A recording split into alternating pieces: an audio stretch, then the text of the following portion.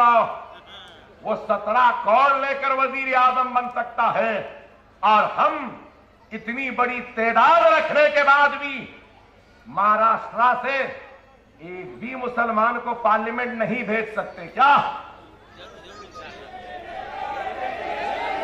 अरे गौर करो, ना महाराष्ट्र से भेज सके, ना यूपी से भेज सके, ना कर्नाटक से भेज सके, कहीं से नहीं भेज सके, तो क्यों? हमारे पास इंतशार है, इत्तेहाद नहीं है। गैरों पे तनकीद करने से पहले सबसे पहले अपने गिरेबान में झांक कर देखो मेरे भाई। आज हम बिखरे हुए हैं, इस वजह से हमारी अहमियत घटती जा रही है, खत्म होती जा रही है। अगर हम एक हो जाएंगे, नेक हो जाएंगे, अपने रूठे हुए अल्लाह को मना लेंगे, तो खुदा की कसम फिर से तुम्हारी अजमत बहाल हो जाएगी, तुम्हारा वक़ार हासिल हो जाएगा। अपने सिर्फ माफ करना, नौजवानों के जज्बातों की मैं कदर करता हूं, 1000 सलाम करता हूं, लेकिन याद रखो जज्बाती नारों से, जज्बाती तकारीर से हमारे मसाइल हल नहीं होते, अमल से होते हैं। आज हमको जज्बात की जरूरत नहीं है, हमको जरूरत है तो होश के साथ अपने मंजिल मकसूद तक पहुंचना होगा हमको। आज अगर हम इन हालात में सिर्फ नारेबाजी या जज्बाती तकारीर करते रहेंगे तो फिर तबाही और बर्बादी हमारा मुस्तकबिल बन जाएगी। आज हमको इस बात पे गौर और फिक्र करना है कि इस मुल्क में मायावती किसी की आवाज है तो मुलायम सिंह किसी की आवाज है, अखिलेश किसी की आवाज है तो लालू प्रसाद किसी की आवाज है, तो ठाकरे किसी की आवाज है तो पवार किसी की आवाज है। अरे हर एक की आवाज है, तो हमारी आवाज कहां है? आज हम अपनी आवाज को बुलंद करने के लिए, अपने हक के लिए अपनों के साथ मिलकर लड़ने की आज जो एक अज़्म व इरादा पैदा करे हैं, ये आज इनको बुरा दिखता है। आज मुल्क 2 हिस्सों में सियासी हिसाब से तकसीम हो गया। एक कहता है हिंदुत्व, हिंदू राष्ट्र, तो दूसरे कहते हैं सेकुलरिज्म और हम सेकुलरिज्म के मुहाफिज हैं। कांग्रेस, एनसीपी, मैं पूछना चाहता हूं, कांग्रेस, एनसीपी, समाजवादी, इन लोगों ने क्या दिया हमको? आज क्या है बताइए? महाराष्ट्र का बजट कितना है? कांग्रेस एनसीपी के दौर में आखिरी इलेक्शन के साल में 280 करोड़ का बजट, जुमला 334 कस्टोडियल डेथ्स हुई महाराष्ट्र में, जिसमें से 224 मुस्लिम और दलित बच्चे थे जो कस्टोडियल डेथ में मारे गए। उर्दू मीडियम के स्कूल 4900, 500 स्कूलों में लाइट नहीं है तो 1290 स्कूलों में फर्नीचर नहीं है, तो सिर्फ 334 स्कूलों में कंप्यूटर्स हैं। आपसे मैं पूछना चाहता हूं, सिर्फ एनसीपी और कांग्रेस के दौर में आपको सुनकर हैरत होगी कि एनसीपी और कांग्रेस के दौर में 15 बरस में पूरे महाराष्ट्र में 1198 फिरका वाराना फिसादात हुए। 200 मुस्लिम बच्चों को कांग्रेस एनसीपी के दौर में गिरफ्तार किया गया। मालेगांव के धमाके में 2 मर्तबा मालेगांव में धमाका हुआ, गिरफ्तार किया गया। क्या कोई आवाज नहीं है इन अमवात पे उठने के लिए? क्या कोई आवाज नहीं है? बेकसूर बच्चों को जेलों में डाला जा रहा है, इस पर आवाज उठाने के लिए क्या कोई आवाज नहीं है? कस्टोडियल डेथ पे आवाज उठाने के लिए? अरे ये कांग्रेस और एनसीपी वाले सिर्फ हमारे वोटों को हासिल करके इख्तिदार पे बैठते हैं, लेकिन हमारे बच्चे जब मरते हैं तो ये जबान नहीं खोलते। हमारे बच्चे जब जेलों में जाते हैं तो इनकी जबान नहीं खुलती। इसी वजह से आज मजलिस आई है। आप क्यों आए हैं यहां पर? इसलिए आए हैं कि आपको मुझसे उम्मीद है, मुझसे आस है कि कोई हमारी आवाज नहीं उठाया, कम से कम ये लोग तो उठाएंगे ना, इसलिए तो आप आए हैं।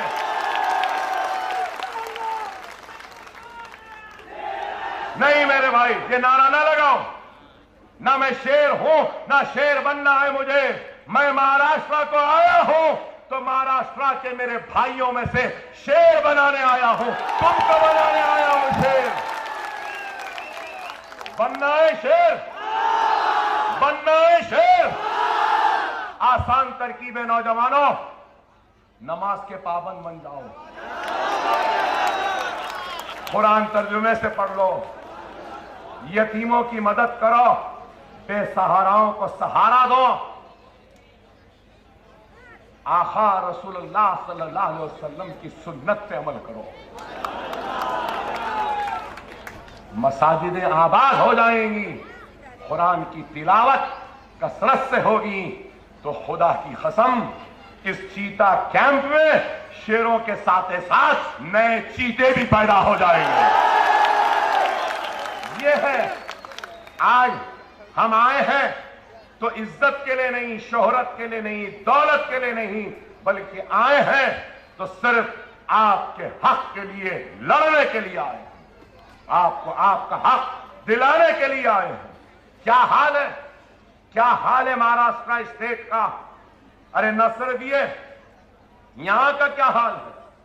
चीता कैंप, गोवंडी, ये पूरे इलाके का क्या आलम है?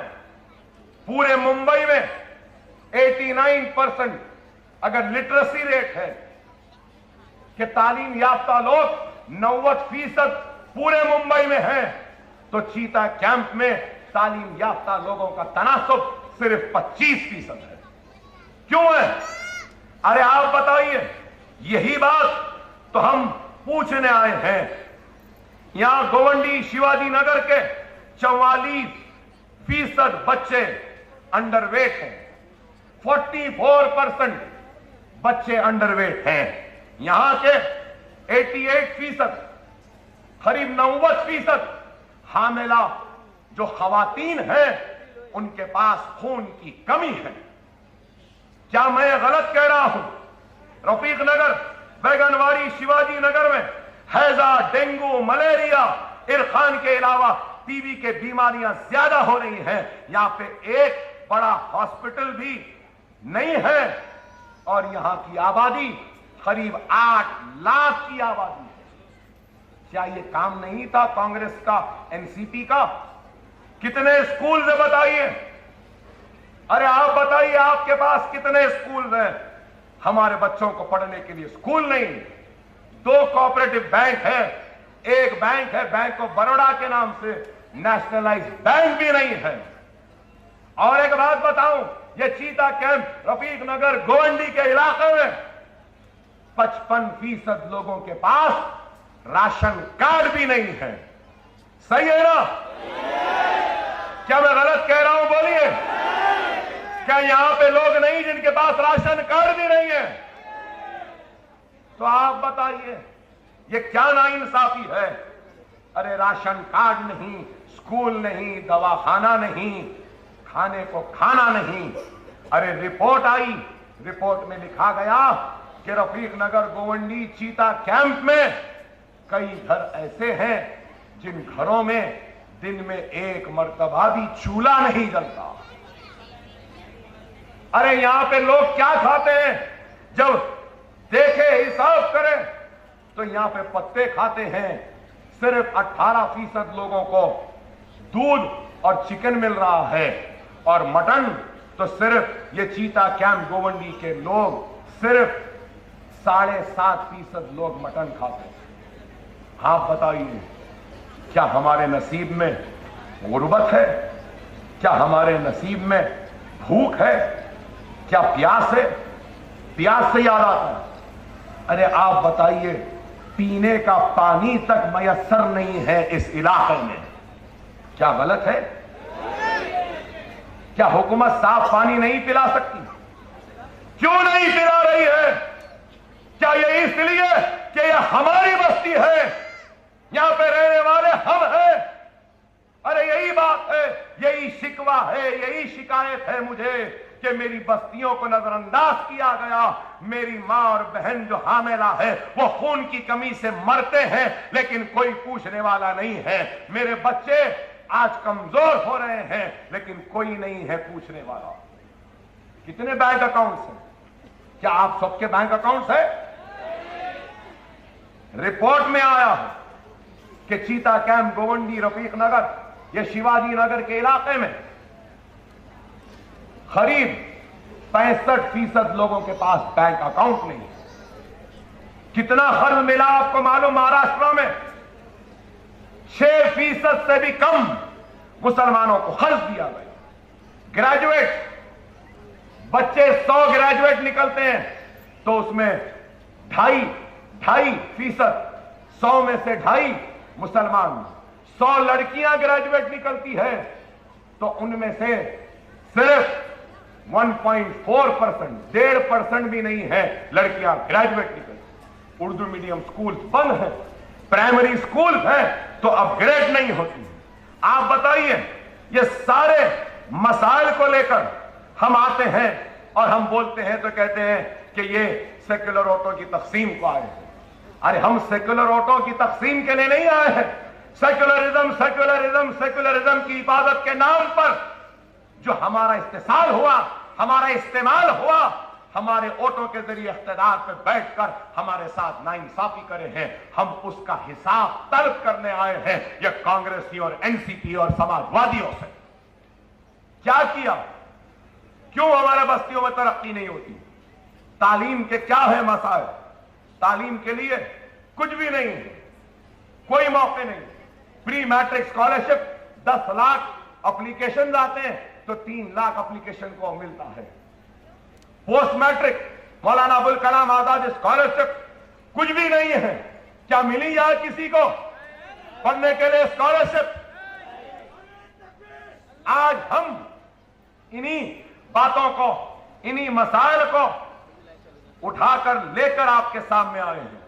और मैं समझता हूं कि ये चीता कैंप, गोवंडी, रफीक नगर, शिवाजी नगर में और 25 मदरसे स्कूल्स की जरूरत है और इंशाअल्लाह ताला हम ये 25 मदरसे कायम करने की जद्दोजहद करेंगे, कोशिश करेंगे आपके इलाकों में स्कूल में। हमारे एमएलए में महाराष्ट्र असेंबली में इम्तियाज जलील और वारिस पठान, हम मुतालबा करेंगे असेंबली में कि गोवंडी, चीता कैंप, शिवाजी नगर, ये रफीक नगर की तरक्की के लिए फिलहाल कम से कम 1000 करोड़ का डेवलपमेंट का पैकेज लाया जाए। आज ये काम होना है। अगर ये काम नहीं होगा तो फिर किस तरीके से हम आगे बढ़ेंगे? आप खुद गौर कीजिए। ये कई मसाइल हैं जिन मसाइल को लेकर हम आए हैं, लेकिन आप बोलेंगे कि अकबर साहब आप एनसीपी, कांग्रेस, समाजवादी सब पे तनकीद कर रहे हैं, आपने क्या किया? आएगा सवाल लोगों के जहन में। अरे भाई, मैं जिस रियासत से आया हूं यहां पर 280 करोड़ का बजट था एनसीपी कांग्रेस के दौर में, और माइनॉरिटीज 12% महाराष्ट्र में, 1 करोड़ 20 लाख मुसलमान और दीगर सब माइनॉरिटीज को मिला लें तो 3 करोड़ माइनॉरिटीज महाराष्ट्र में, उनका बजट 280 करोड़। और मैं जिस रियासत से आया हूं उस रियासत में मुसलमान 44 लाख। कितने? 44 लाख। और दूसरे क्रिश्चियन, पारसी सबको मिला ले तो पूरे माइनॉरिटी 60 लाख। यहां पे 280 का बजट, और मेरे स्टेट में कितना मालूम आपको? 1200 करोड़ का बजट है माइनॉरिटीज और मुसलमानों का। क्या कांग्रेस ने दिया ऐसा? 200 माइनॉरिटी, मुस्लिम माइनॉरिटी रेजिडेंशियल स्कूल हैं हमारे स्टेट में, तेलंगाना में, और वो स्टेट में बच्चों को पढ़ाने के लिए पहली से लेकर 10वीं तक बच्चे वहां पर रहते हैं, खाते हैं, कपड़े हैं, सब किताबें फ्री है, टीचर है, सब कुछ बच्चों को लाना है, छोड़ देना। वहीं पर असेंबली में मैं ठहर कर कहा कि चीफ मिनिस्टर साहब ये बहुत अच्छा काम है, लेकिन आप हमारे बच्चों को स्कूल में ला दे रहे हैं, ये लोग दुनियावी तालीम तो हासिल कर रहे हैं, दीनी तालीम का कैसा? तो बोले अकबर साहब आप क्या चाहते हैं? मैंने कहा हर मदरसे में दीनी तालीम भी होनी चाहिए, एक मौलवी साहब होना चाहिए। तो कहा कि बिल्कुल होगा। क्या ऐसा काम आपके पास हुआ? क्या कुछ ऐसा करे कांग्रेस एनसीपी वाले? आपको बताऊं, pre matric, post matric scholarship जितने भी दरखास्तें आते हैं सबको मिलते हैं हमारे पास, और सबको मिलते हैं तो कितने मिलते हैं आप सुन के हैरत करेंगे। एससी और एसटी को जितने सहूलतें, जितने मराद, जितने बेनिफिट्स हैं, वो सारे के सारे बेनिफिट्स तेलंगाना में मुसलमानों को मिलते हैं हुकूमत की तरफ से। हिंदुस्तान में कहीं पर नहीं। अगर कोई लड़का, कोई लड़की हमारी डॉक्टर बनना चाहती, इंजीनियर बनना चाहती, अगर MBA, MCA, pharmacy, physiotherapy, nursing, law कुछ भी करना चाहे तो वो सर्टिफिकेट लेकर किसी भी कॉलेज में चले जाए।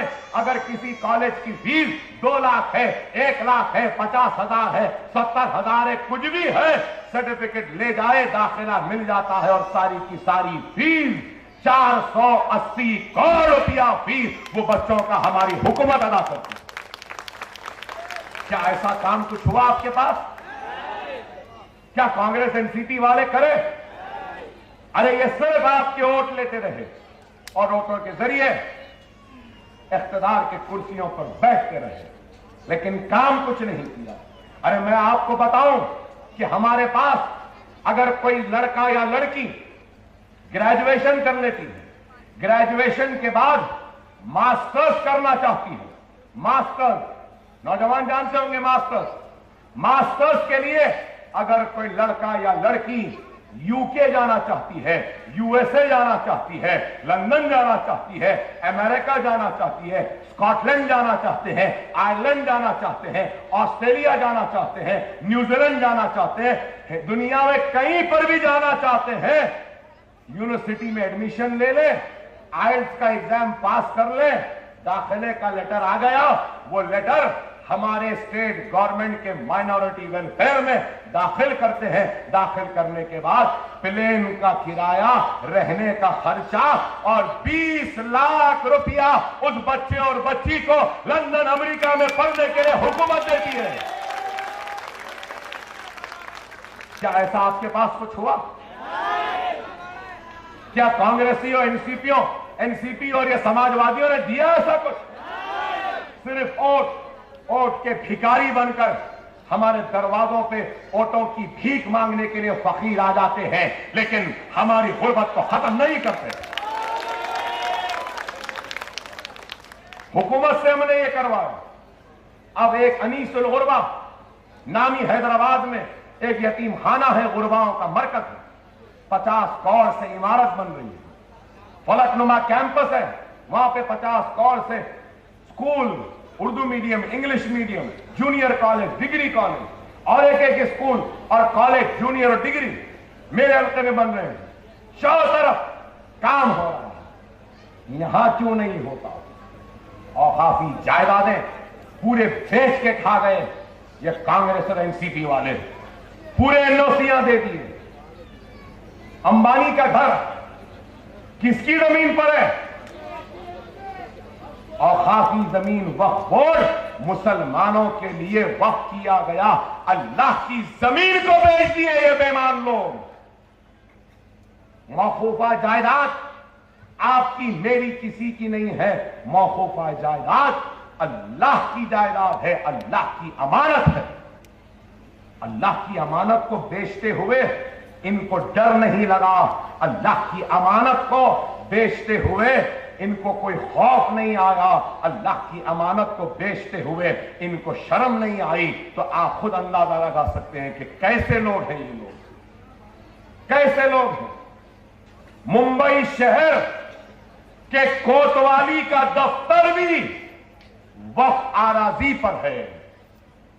आप बताइए, अगर मेरा घर या आपकी दुकान में कोई और आके बैठ जाए तो आप सबसे पहले क्या करते हैं? पुलिस के पास जाते, सही है ना? पुलिस के पास जाते हैं, पुलिस में कंप्लेंट देते हैं कि भाई मेरे दुकान, मेरे घर पे ये आदमी घुस गया, कब्जा कर लिया। अब मैं पूछना चाहता हूं, जब मौकूफा और वक्फ की जमीन पर पुलिस का ही दफ्तर है तो मैं कहां जाऊं? बताओ, बताइए मैं कहां जाऊं? मैं मुंबई के कोतवाल से अपील करता हूं कि एतमाद बहाल होगा, मुंबई का मुसलमान खुश होगा, फौरन आप अपने दफ्तर को खाली कर दिए, वक्फ बोर्ड के हवाले वो कोतवाली को कर दीजिए। सही है ना? आप बताइए, 70 प्रॉपर्टीज को कांग्रेस एनसीपी वालों ने अपने दौर में एनओसी दिया पूरे मुंबई में। वो पूरी प्रॉपर्टी अगर देख लें तो बहुत ज्यादा 1200 जायदादें हैं वक्फ की मुंबई शहर में। और फिर दूसरा एक कमिश्नर सर्वे करे तो 1500 प्रॉपर्टीज आए, लेकिन उसके बाद वक्त सर्वे वाले जाकर देखे तो ना 1200 है ना 1500 है, सिर्फ 500 बचे हुए हैं। और 76 प्रॉपर्टीज ऐसे हैं जहां पे सरकारी दफातर हैं जो वक्फ की प्रॉपर्टी।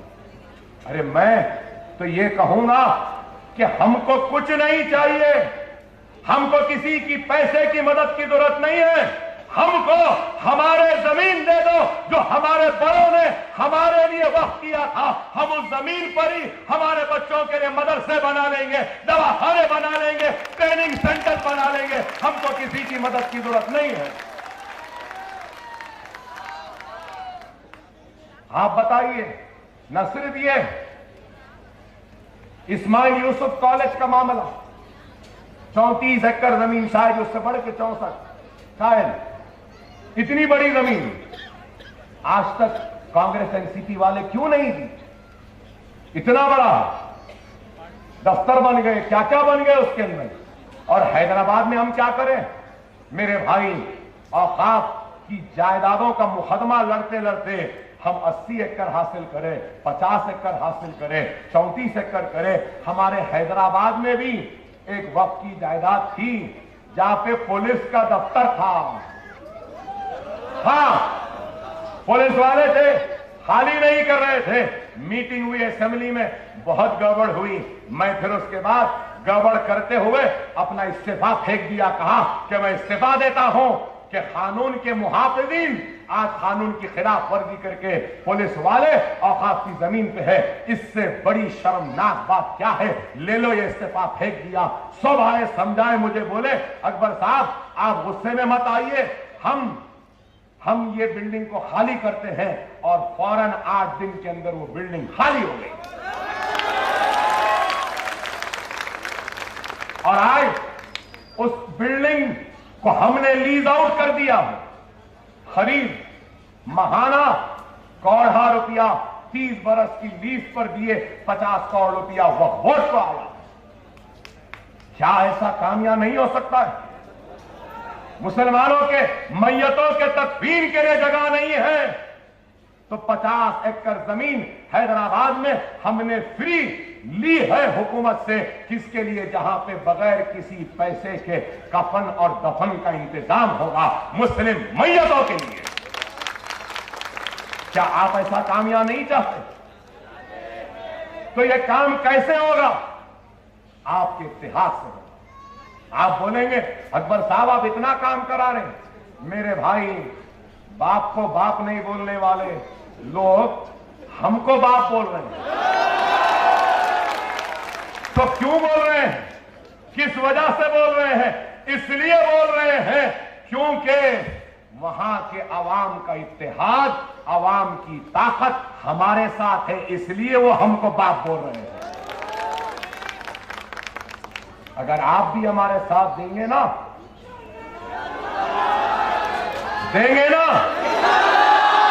तो इंशाअल्लाह हमने जो काम हैदराबाद, आंध्रा, तेलंगाना में किया है, वो न सिर्फ महाराष्ट्र बल्कि पूरे हिंदुस्तान में काम करेंगे। हम आज एक अज़्म इरादा लेकर आए हैं। आज हम खड़े रहकर बीजेपी संघ परिवार के खिलाफ कहते हैं तो हम एंटी नेशनल, देशद्रोह, मुल्क के गद्दार, कांग्रेस एनसीपी के खिलाफ बोले तो सेक्युलर वोटों के तकसीम बीजेपी के ईमा पे आए, बीजेपी से मिले हुए हैं। अरे हम किसी से मिले हुए नहीं हैं, हम किसी के लिए काम नहीं करते, हम काम करते हैं तो अल्लाह की रजा के लिए और अल्लाह के हबीब के उम्मतियों के लिए काम करते हैं। अरे हम कुछ करो या ना करो, हर मसले पे आवाज तो हम ही उठा रहे ना मेरे भाई। पूरा हिंदुस्तान सन्नाटे में था, खामोश था, लेकिन याकूब मेमन की फांसी पर उस वक्त उस मसले पर सबसे पहले आवाज क्या हमने नहीं उठाई? क्या ये हक नहीं है? अरे बताइए आप, कोई भी मसला होने दो, सबसे पहले चाहे वो मिस्टर मोदी होने दो या फिर चाय वाला होने दो, सबसे पहले तो हम ही भिड़ते हैं। कौन आते हैं बताइए? अरे आज मालेगांव के धमाके में गिरफ्तार किए मासूम बच्चों को, वो बेकसूर साबित हुए कोर्ट से। साध्वी प्रज्ञा ठाकुर को गिरफ्तार किया गया मालेगांव के धमाकों के लिए। प्रज्ञा ठाकुर का क्या कसूर?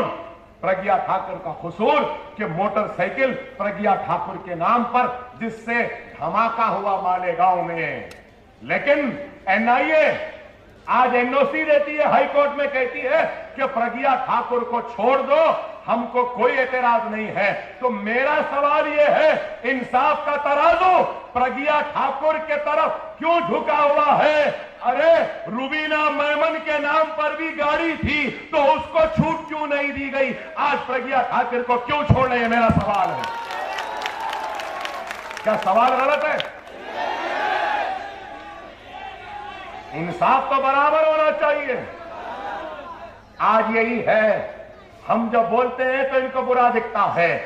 गोधरा के कातिलों को सजाए मौत दी गई, लेकिन मैं पूछना चाहता हूं, नरोडा पाडिया गुलबर्ग सोसाइटी के कातिलों को सजाए मौत क्यों नहीं दी गई? फांसी क्यों नहीं? ये मेरा सवाल है। आज इनको बुरा दिखता है कि अकबर ओवैसी ऐसा बोलता है, वैसा बोलता है, ये बोलता है। अरे भाई, मैं बोल रहा हूं तो याद रखो, मेरे जुमलों में ये सिर्फ मेरा गुस्सा नहीं, मेरे अल्फाज में ये सिर्फ मेरी शिकायत नहीं, मेरे अल्फाज में, मेरे खिताब में ये सिर्फ मेरा शिकवा नहीं, यहां ठहरे इन हजारों लाखों लोगों का शिकवा है, शिकायत है, गुस्सा है जो मेरी जबान से अदा होता है। आज हम अपने हक के लिए आवाज उठाते हैं तो इनको बुरा दिखता है। आज ऐवान असेंबली में हमारे एमएलए को 6 महीने के लिए मुअत्तल कर दिए, बोले कि ये नारा लगाओ। अरे हम कोई ऐसा नारा नहीं लगाएंगे जो हमारे ईमान से टकराता है। वारिस ने जो किया सही किया या नहीं किया? किसी में मजाल नहीं, मजलिस में मजाल है। ऐवान असेंबली में 100 क्या 200 भी घेर लिए और बोले बोल बोल, हम बोले नहीं बोलते, नहीं बोलते, नहीं बोलते।